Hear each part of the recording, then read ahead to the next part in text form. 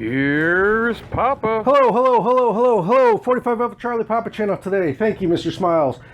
Today we've got something we're going to bring to you, something a little unique to the channel, something you don't see every day. It used to be pretty plentiful in the late 80s, early 90s, but they stopped importing them right around 93. But we'll go to the shop here in a little bit and take a look at it. Now this is a Chinese SKS. This is not what I picked up today, but this doesn't have a comrade in the safe. It's pretty lonely in there for this this SKS. So I picked up something Chinese made that we'll go and take a look at, see what we got. Okay, and this is what I picked up at the gun show. As you can see, it's a Model 213 9mm made by Norinco.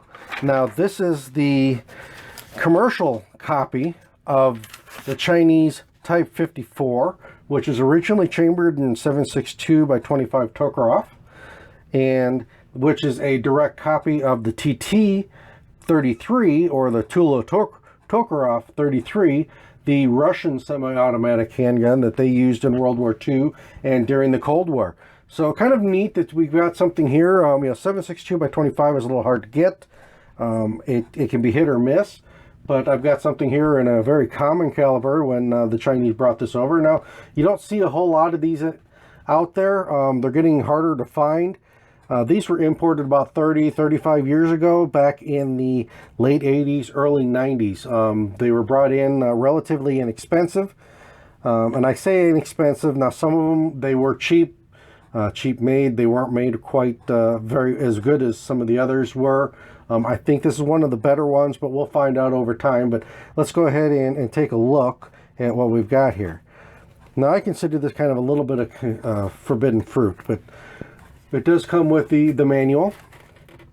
Now, the old guy who had this told me that he bought this about 35 years ago and then shot it once or twice and put it away and hadn't thought about it until just recently when he started clearing out some of his stuff. He just kind of kept it around as more of a collector's item and see if, maybe the pricing on this would go up. Now, here's kind of something kind of interesting on these. I mean, it does have the 9mm caliber, tells you foot per second, your sight radius.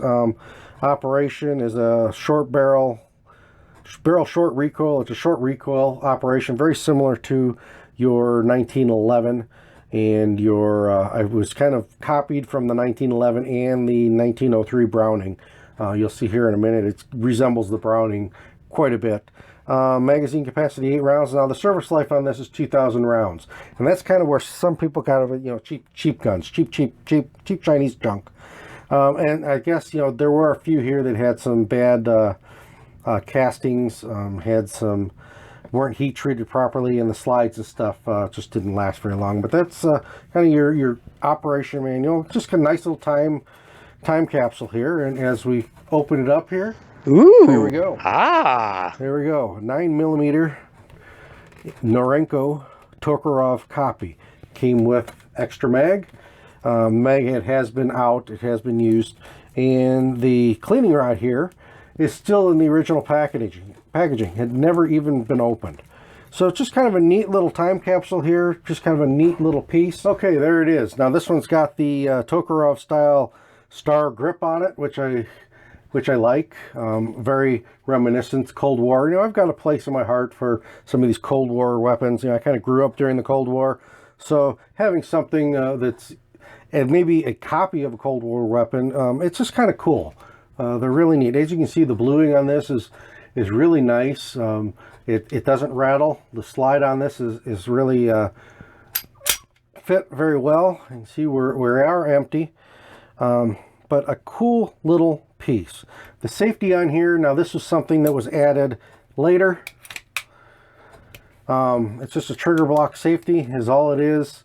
If this was added for import to the United States, Norinco would not have been able to ship these to the United States without an installed safety, and almost all the Tokarev models you find are going to have some kind of safety on them. Some of them are here, some of them are up here, some of them are mounted up here on the slide, but almost all of your Tokarev examples that come into the country are going to have a safety on them. Now, even if they're mil surplus, somebody's out there drilling holes and putting safeties in them.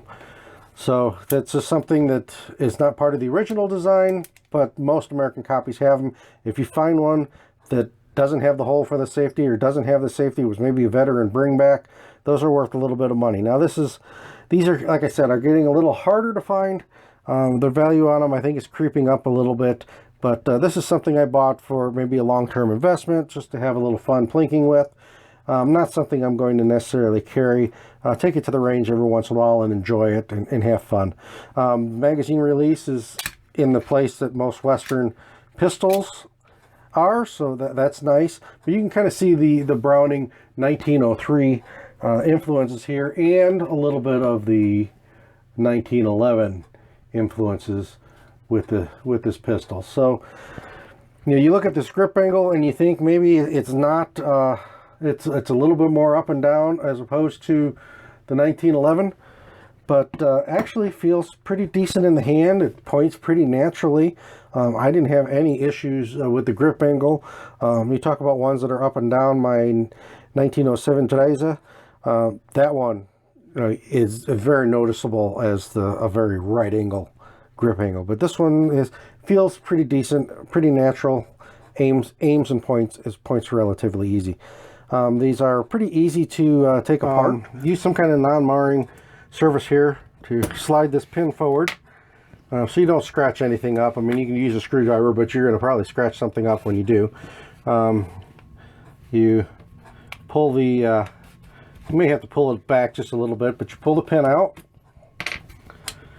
and then the slide just comes right off, exposing your barrel, your spring, your guide rod. And then to take the barrel off, this bushing goes 180 degrees.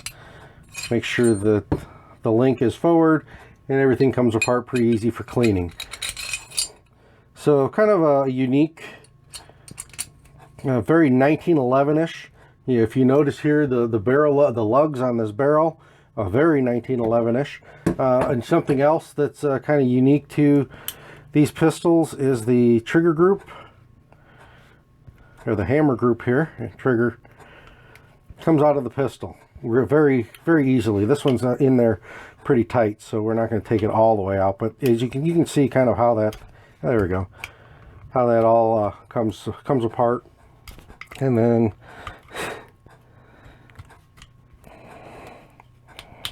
goes back together. It's like I said, this one is very tight. It's very, very tight. So that's good, and I like the fact that everything is nice and tight on this. It's not loose. You can put this back in there. You can also try to fight with the spring, kind of using the barrel lug as you do with a 1911. I just found it easier that if you can get everything together this way on it.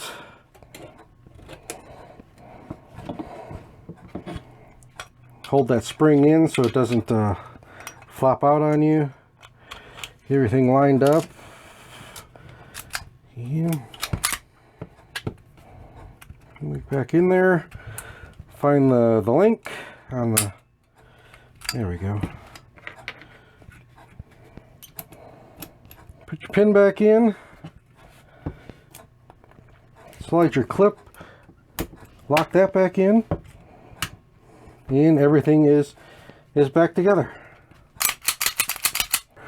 But this is very interesting. Now the Norincos are kind of an oddball of the group. One, they were designed or chambered in 9mm. You don't find too many. I think Bulgarian, some new Bulgarian ones out there are coming in 9mm periodically now, but most of these are chambered in 7.62 by 25. The other thing with the Norinco is that it's a very, very limited import time. These were only imported to the country for approximately 5 years, and they sold them very, very cheap.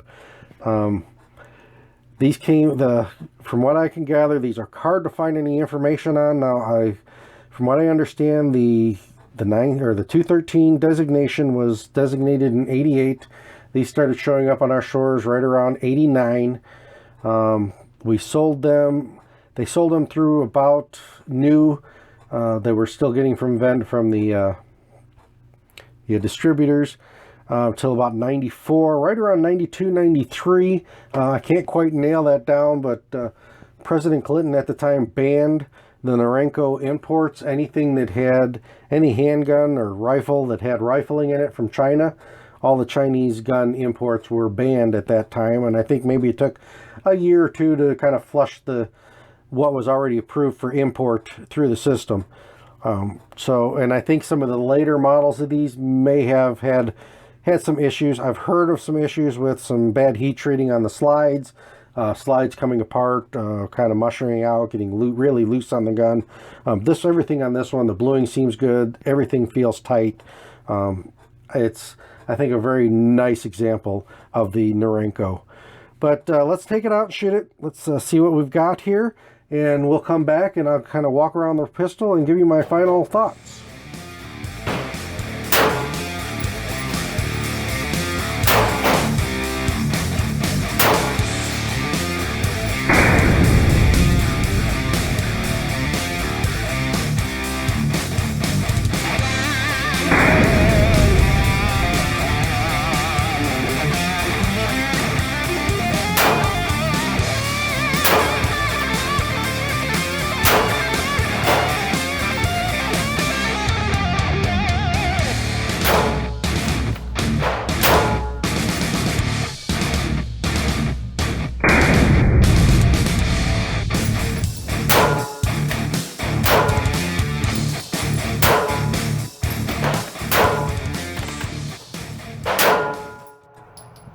Okay, we're back from the range, and as you can see, we were shooting a little low here.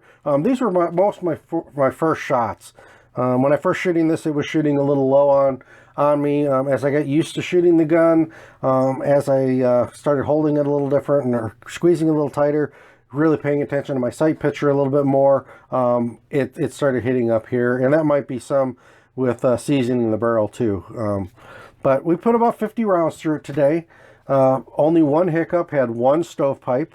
That was with a reload. I don't know if that reload was weak or if it was an issue with the gun, but everything else that I shot through it today ran great. And it's a fun, soft shooting 9mm. It did give me a little slide bite, or hammer bite, not slide bite. If you get up on this thing high enough, that hammer can come back there and get you. But it really enjoyed shooting this pistol today. Like I said, I've got an affinity for the Cold War pistols, and this is a copy of a Cold War pistol in a caliber that is very easy to come by now. I know in Canada, they still, I believe, make this pistol. You can get these in Canada. They don't have that import restriction, but with the import restriction here in the States, these are a little harder to find. They have kept their value up with the rest of the Tokarevs as time has gone by, and with having it in the original box, I think it's a good investment for a long-term investment.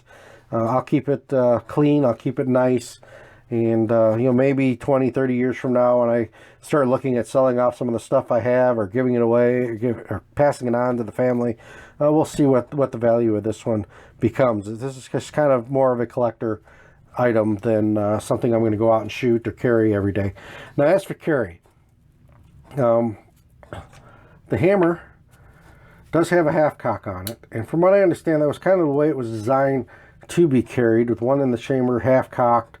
When it is half cocked now, it locks a slide and it locks a trigger. But let's go ahead. As you can see, it is empty. I didn't want to pull a trigger on an empty gun, but when it's at half cock, it also locks the trigger, locks the slide, locks everything up. The safety on these was an afterthought, kind of easy to put on, but kind of a pain to take off.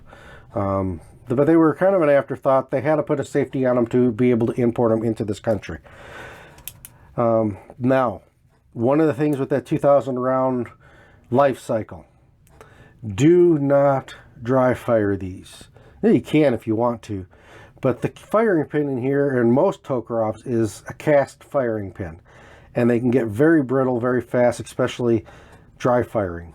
They are known to go through firing pins. So if I do happen to break this firing pin, You can go out online, you can go out on eBay and pick up a forged firing pin that will work in this gun and last a lot longer and be a lot more durable. I have not done the upgrade on the firing pin on this one. I'm just going to enjoy it as it is, and we'll kind of go from there. But really enjoyed shooting it. Really soft shooter. Very nice gun.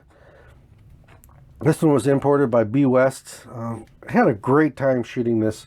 And like I said, only one stovepipe in the whole range trip. About 50 rounds through it. I don't know if it's been shot a whole lot. The guy that I bought it from said he never really shot it. He put a few magazines through it, and that was about it.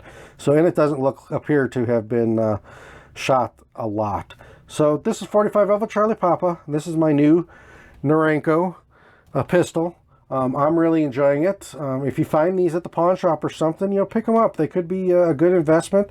They're a good shooting pistol. And, you know, one of the other things that I think I like about it with the 9mm is that if for some reason this happens to be a junk pistol, which I don't think it's going to be, but if it happens to be soft metal and, you know, I get to 2,000 rounds and things are spreading and cracking and sprawling and spalling out and whatever, you could take this barrel bushing and magazine, get the spacer. There's a little spacer here that makes for the 9mm magazine, and it could be switched over to most of the other Tokarevs, and you have a 9mm Tokarev instead of the 7.62 by 25.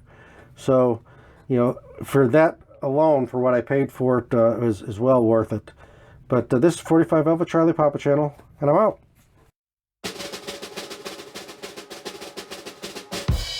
Thanks for watching. Please subscribe.